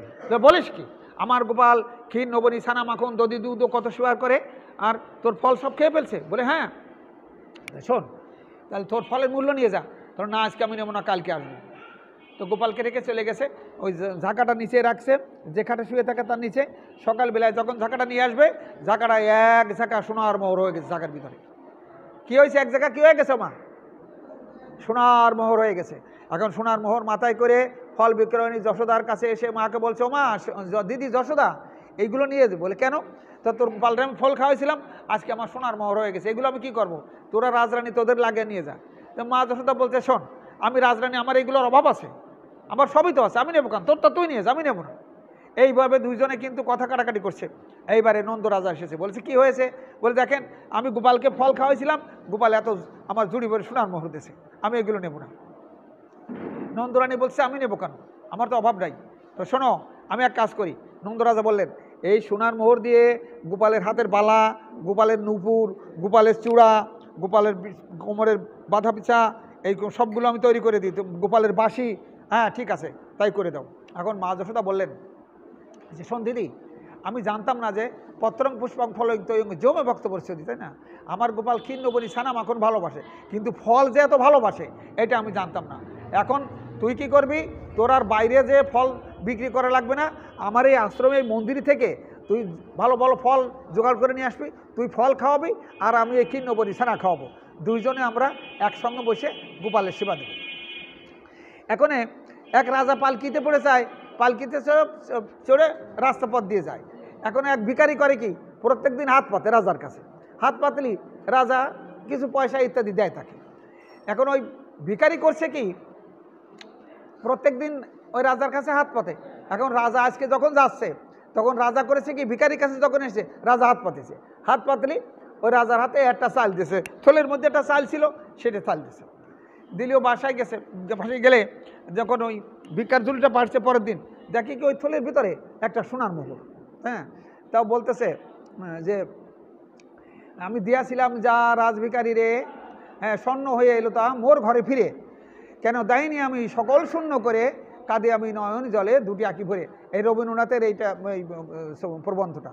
তো বলছে কি যে আমি যদি সব চালগুলো যদি দিয়ে দিতাম তাহলে সব আমার সোনার মোহর হতো। তা আমি দিছিলাম কয়টা, একটা চাল দিছিলাম, তাই না? আমি দিয়াছিলাম যা রাজভিখারি রে, স্বর্ণ হয়ে এলো তা মোর ঘরে ফিরে, কেন দেয়নি তারে আমি সকল শূন্য করে, হ্যাঁ কাঁদে আমি নয়ন জলে দুটি আঁকি ভরে।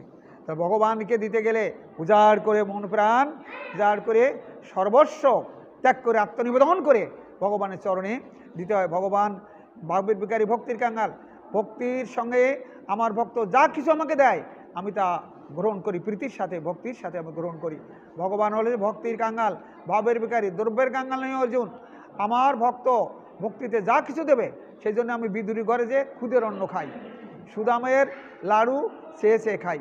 সেজন্য মাঝরদা বললেন, শোন দিদি, তোর আর বাইরে থাকা লাগবে না, ফল চয়ন করা বিক্রি করা লাগবে না, তুই আমার এখানে এসে মন্দিরে রাজভবনে তুই বনের ফল চয়ন করে আনবি, আর আমি একই নব নিশানা দিয়ে দুইজনে মিলে আমার গোপালের সেবান দেবো। জয় জয় হৃদয় গৌর প্রেমানন্দে গৌর হরি হরি বল, হরি বল, হরে কৃষ্ণ।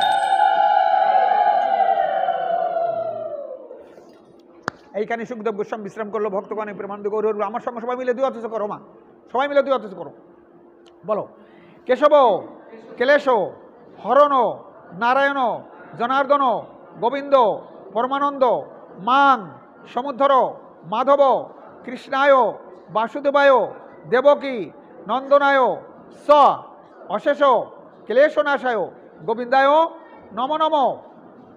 ভজ শ্রীকৃষ্ণ চৈতন্য প্রভু নিত্যানন্দ শ্রীঅদ্বৈত গদাধর শ্রীবাসাদি শ্রী গৌর ভক্তবৃন্দ সর্বেসত্তা ভগুণ সর্বসত্তা সুগুণ ভবন্তু সর্বসন্ত নিরাময়া সর্বভদ্র পশ্যন্তি মা কর্ষি দুঃখ ভবেত। ওং শান্তি ওং শান্তি ওং শান্তি। হে গোবিন্দ, অদ্যকার এই মহতী ভাগবত সভায় যে সকল ভক্তগণ উপস্থিত হয়েছে তারা যেন অহৈতুকী কৃষ্ণ ভক্তি লাভ করে তোমার চরণ সেবা করতে পারে যতদিন জীবিত থাকবে। আর দেহ থেকে যখন প্রাণ পাখি পালাবে তখন যেন তোমার চরণ পদে স্থান দিয়ে তোমার শ্রীপদ মুখ্য ধাম নিয়ে জয় গৌর প্রেমানন্দে গৌর হরি হরি বল, হরি বল, গৌর হরি বল।